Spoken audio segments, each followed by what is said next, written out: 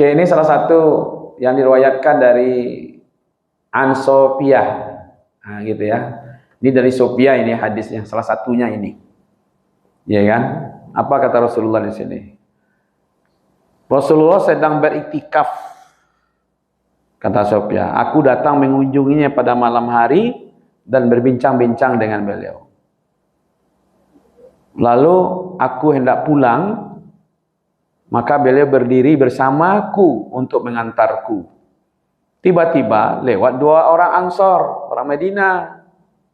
Ketika mereka melihat Nabi, mereka segera berjalan cepat. Lalu Nabi minta mereka, tunggu sebentar. Lalu mengatakan, ini Sofiyah. Ya kan? Nah itu.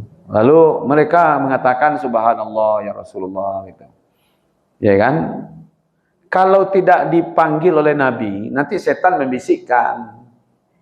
Fitnah pula datang gitu.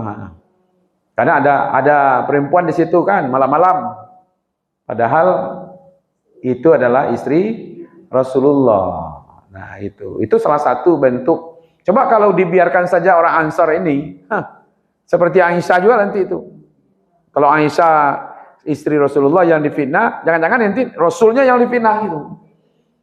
Ya tadi malam tengok Nabi itu perempuan cantik lagi, muda lagi gitu, enggak? Iya kan? Apa mau ibadah atau mau dengan wanita gitu. Banyaklah cerita nanti itu, ya kan? Padahal enggak tahu kan apa yang terjadi. Ini salah satu bentuk, ya kan? Bahwa Rasulullah menjaga betul supaya jangan membawa terjadi fitnah terhadap Sofiyah, ya kan? Jadi kalau gitu apa sebenarnya? Kenapa Nabi memanggil di sini? Ya kan, Ansor tadi. Ya kan? Karena ingin menjelaskan ini wanita terhormat gitu. Ini istri Rasulullah. Jangan nanti dibilang pula nanti wanita macam-macam kan. Berarti Nabi dengan cara tadi memanggil orang Ansor tadi itu menunjukkan bahwa Nabi menjaga Sofiyah. Ya kan? Itu melindungi gitu, melindungi kehormatan. Jadi suami itu ibu-ibu wajib melindungi kehormatan istrinya. Maka jangan diberang-berangi istri. Kadang-kadang itu udah kayak orang ramai yang muasinya membentak-bentak istrinya kan. Ada seperti itu tuh. Ya kan? Yang parah lagi istrinya bentak-bentak suaminya. Ya, dekat orang ramai kan. Berarti sebenarnya dia sedang mempertontonkan ketidakhormatannya kepada suaminya, atau dia sedang mempertontonkan ketidaklembutannya kepada istrinya. Ya kan? Karena ada tempatnya yang bisa dilakukan. Itu yang ingin ditonjolkan oleh Rasulullah di sini, lindungi kehormatan keluarga. Nah, maka kemarin kita tidak boleh yang salah satu Hafsah Ibunda Hafsah dicerai oleh Rasulullah kan karena tidak menjaga rahasia keluarga. Karena Nabi melarang jangan disampaikan kepada yang lain, ya kan? Jadi ketika orang bercerita tentang keburukan dirinya atau keluarganya, ya kan? Ibu kalau punya anak sampai pahit kerajuan anak, jangan cerita kepada orang lain. Dia ambo yo makan hati mbo dia anak ambo kono nomor satu iko parangai nomor 2 iko parangai kecek orang sama ibu dia punya anak le makan hati apalagi kami cek. Untuk apa kita ceritakan membuka itu kan kadang-kadang kita hari ini makan hati ibu, besok hati diantarkan oleh anak kepada kita kan. Iya kan? Anak berubah tapi pandangan orang yang kita tadi itu enggak berubah dia. Makanya ada cerita lucu, Abu Nawas difitnah oleh seseorang, ya kan? Disebarkan bahwa Abu Nawas ini korupsi. Dia menumpuk emas di rumahnya oleh seseorang itu, tetangganya.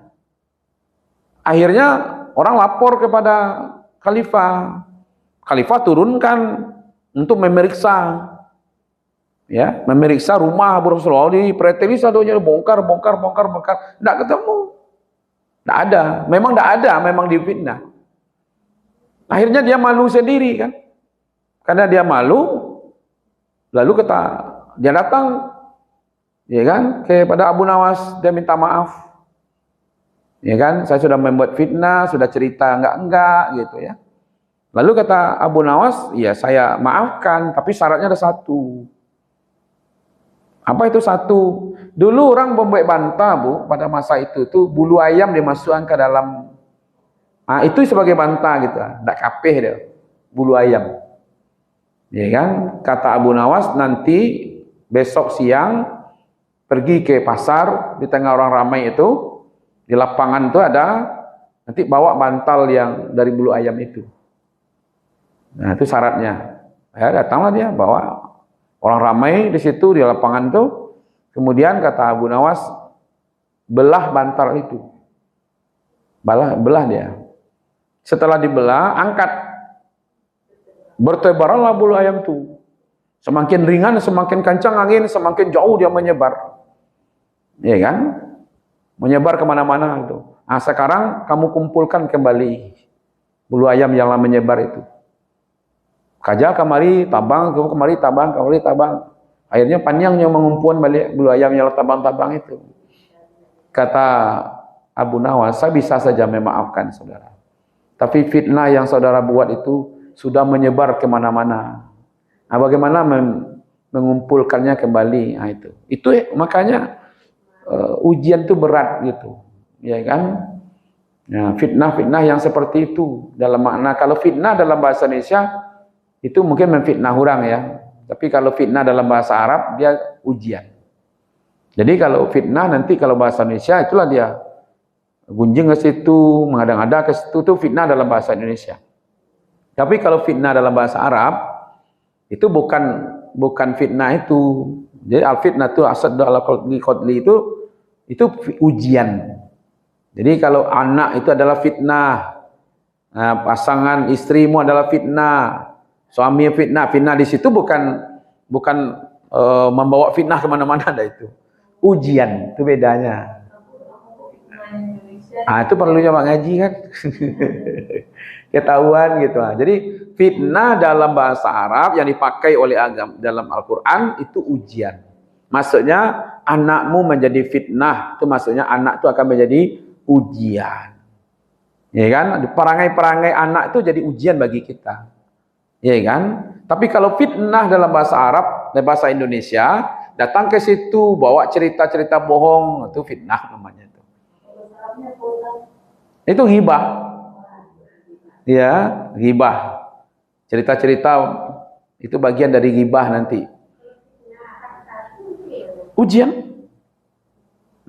Ujian dia maksudnya di situ.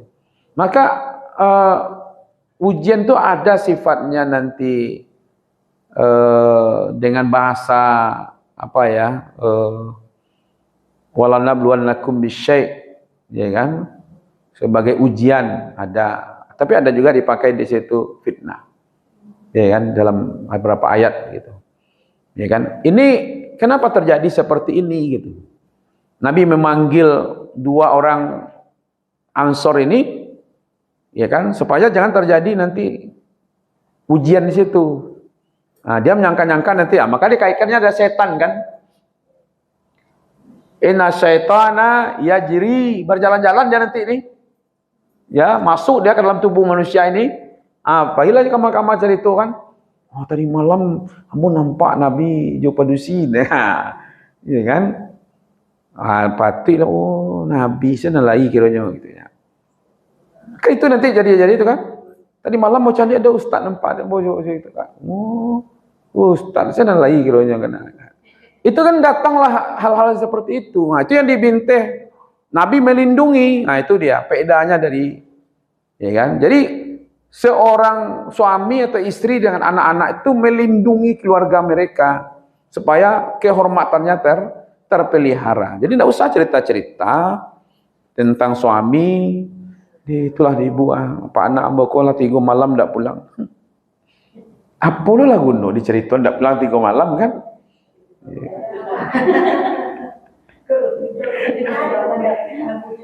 Iya kan? Kalau itu boleh Bu, tapi cari orang yang amanah, memang itu kerjanya. setim lobe, bukan semua orang saja. Ya kan, kalau cerita di sini udah mau ikut parangainya, itu jadi konsumsi publik, ya kan? Maka itu suami dianjurkan menjaga nama baik keluarga dari hadis tadi itu, ya kan? Menutup fitnah, walau terhadap orang suci sekalipun. Maka itu janganlah ya. Kalau ingin kita ini nggak mau dicurigai orang, jangan berbuat sesuatu yang mencurigai. Itu yang penting, Bu, menjaga gitu. Menutup di situ. Iya kan? Makanya kalau berdua-duaan laki-laki dengan perempuan, kalau tempatnya tertutup, gelap, itu bisa membawa fitnah. Baik fitnah dalam bentuk ujian, baik fitnah dalam bentuk berita-berita buruk. Tapi kalau seandainya bercerita laki-laki dengan perempuan di tempat terbuka, ya kan, dan orang lewat-lewat di situ, dan itu orang perhatian di situ, hanya sudah ngomong seperti itu saja. Nabi pernah juga ngomong seperti itu dengan perempuan, tapi di tempat yang terbuka dan dilihat orang banyak, ya kan? Karena dulu kepedulian orang terhadap, setelah waktu awal kan masa terbaik itu pada masa Nabi, berarti isinya sahabat kan. Sudah itu masa sahabat, isinya tabi'in. Kemudian masa tabi'in, isinya siapa? Tabi'in. Dia 3 masa ini. Orang kalau ada maksiat, orang negur. Nah, kini walaupun tempat terbuka, umpamanya di tepi pantai itu, maduknya ke pantai itu, ini berdua-dua, Bu. Tidak ada orang negur, malah difasilitasi. Lagi payung kan, kalau bisa payungnya rendah loh lah gitu. Itu tetap saja berkholwat namanya. Itu maksiat namanya itu. Iya kan? Iya, sama dosanya. Ya memfasilitasi maksiat. Iya kan? Maka itu ya memang semuanya harus ya man ra'a minkum mungkaran kan. Falyughayyirhu biyadihi. Siapa yang melihat kemungkaran harus mencegah dengan kekuasaannya. Harusnya orang-orang yang seperti itu tuh ditegur. Makanya pemerintah harus hadir di situ. Ya kan, untuk membongkar semuanya yang ceper-ceper, yang remang-remang, yang membuat orang di situ bermaksiat. Itu pemerintah tuh punya kekuasaan di situ. Allah, ustaz-ustaz kau mengecek saya pandainya. Iyalah. Kalau tidak pandai ustaz tuh ngecek dan diundang. Orang yang ngecek. Ya kan tidak mungkin lah ustaz kau menjadi hakim, menjadi eksekutor gitu ya. Itu haram. Itu datang ustaz tuh ke situ kan nyobar abrik, tidak begitu kan. Satpol PP gitu kan. Kalau tidak polisi umpamanya kan. Kadang kita ini bukan pula sebagai hakim, Bu, yang menentukan hitam putih. Makanya kenapa ini haram menurut ini kan begitu kan. Kita sampaikan, ya kan. Nah, kadang-kadang kadang fungsi ustaz-ustaz ini ada juga yang sebagai hakim belum mengamankan langsung ponis sekali. Ya kan, ada nggak seperti itu kan? Padahal kan perlu penjelasan. Nanti ada ditutup di situ gitu. Jadi bisa saja ibu-ibu sekelebernya Rasulullah kalau tidak dijelaskan kepada yang 2 orang tadi itu, Nabi yang kena fitnah itu mah. Iya kan? Nah, akan menyebarlah nanti macam-macam gitu. Walaupun beliau orang suci, itu menunjukkan kan bisa saja dibiarkan. Nah, biasalah apa kecilnya salah bikun, tidak bisa nampakin begitu. Iya kan? Mau jalan-jalan, sekolah. Iko namanya Sofia kuah. Ya subhanallah ya Rasul gitu ya nak. Nah, karena tadi itu macam-macam lagi disebutnya kan. Nah, makanya tuh setan itu bisa masuk ke dalam ini ke dalam darahnya darah manusia bisa tuh. Ya, saya tuh takut kata Rasulullah nanti kalian kok ditanamkan prasangka buruk ke hati gitu. Sesuatu yang mencurigakan. Maka itu kalau kita tidak mau dicurigai atau tidak mau terjadi sesuatu yang mencurigakan, jangan buat sesuatu yang mencurigakan. Iko malam-malam tuh masuk ke rumah seseorang, pulang pagi. Di rumah tuh ada polisi, jandola lah yang umpamanya. Itu tuh mencurigai orang. Jangankan orang lain, Dan anaknya saya datang model itu, pasti orang akan curiga, karena tidak ditampeknya gitu. Sama juga Bu, dia putar-putar sih situ, kira dia hilang motor kok. Nah, itu karena dia membuat sesuatu yang mencurigakan gitu. Dulu di pondok ini banyak, sering dulu hilang-hilang ini banyak dulu. Ya kan? Waktu membangun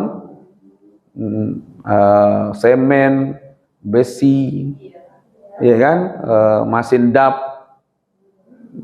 banyak. Apalagi di belakang tuh dulu kan bebas tuh. Nah, kemudian saya pagar di belakang tuh, kasih ini. Nah, alhamdulillah, kiranya orang belakang bangun pula kan, selamat dari belakang. Nah, dulu masuk, kadang-kadang masuk di sini, keluarnya di belakang. Semen barang ribu itu sekadang tuh. Belum seng segala macam kan, besi yang sudah dikarang-karang tuh. Ya kan? Nah. Saya cuma bilang aja begitu kepada ini kan pondok Al-Qur'an. Iya kan? Berarti mereka mengambil iya kan, wakaf orang. Nah, bagaimana lah nanti dia mempertanggungjawabkan itu? Saya juga tidak bisa memaafkan. Iya kan? Tapi kalau pribadi api ya, kok diambilnya ibu kok bisa memaafkan. Seperti dulu kabarnya Imam Ahmad dicuri sepatunya apa. Dikejarnya oleh Imam Ahmad kan, dia lari, semakin dikejar semakin dia lari. Padahal tujuannya saya ingin merelahkan, ambil saja lah itu. Tapi karena dia takut, padahal mengejar itu supaya menjadi mengikhlaskan, dah ambil sajalah gitu. Tapi karena dia takut, dikira ditangkap. Nah itulah Bu, orang-orang Maliang itu salah gitu. Enggak, kalau Imam Ahmad kan itu dia mau memberikan pelajaran sebenarnya. Ya kan? Kalau ibu tahu orangnya Maliang tuh kecian, Bu, walaupun ibu ambil punya mau boleh ikhlas itu. Mudah-mudahan itu jadi pelajaran bagi dia kan? Ya kan? Ayo. Aja awak minta benar ke ibu tu lah gitu. Nah, nyoka ikhlas juga gitu ya. jadi begitu. Jadi ini teladan adab ya.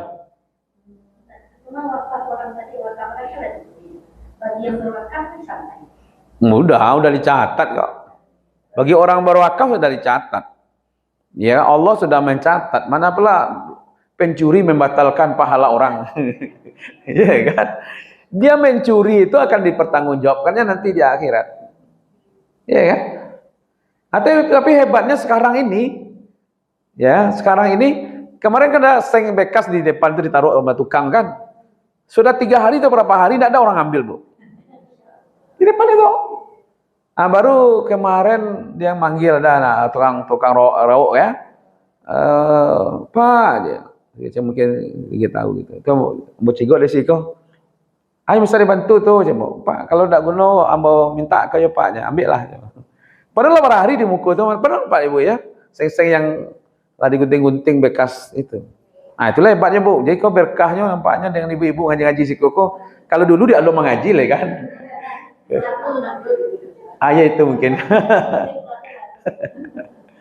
Nah macam-macam sekali Bu, semen hilang, basi, nan lalah diraki itu hilang aja tuh, seng hilang jo, tali hilang jo, dap.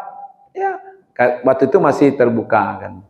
Kita memang tidak bisa pula tinggal di sini kan. Waktu itu masih dalam pembangunan. Tapi alhamdulillah, ya mudah-mudahan lah. Karena siko tidak ada barang yang berharga lagi yang diambil. Dan paling mic yang kalau di ruangan kau kan, ya kan. Kalau ingin diambil orang itu, tidak ada lah siko. Alhamdulillah siko tidak ada nyimpan amin, tidak ada. Ya kan, nyimpan. Ya kan, siko yang disimpan itu benda berharga itu Al-Quran, ya kan, nah itu yang disimpan. Nah, kalau ada yang ambil rancak mana gitu, sehingga ayah. Jadi ini teladan adab, kasih sayang, kebijakan dalam rumah tangga. Jadi memang Rasulullah itu memperlakukan ya seluruh istri-istrinya itu seperti dengan kasih sayang dan kelembutan gitu. Itu tentang Sophia ya.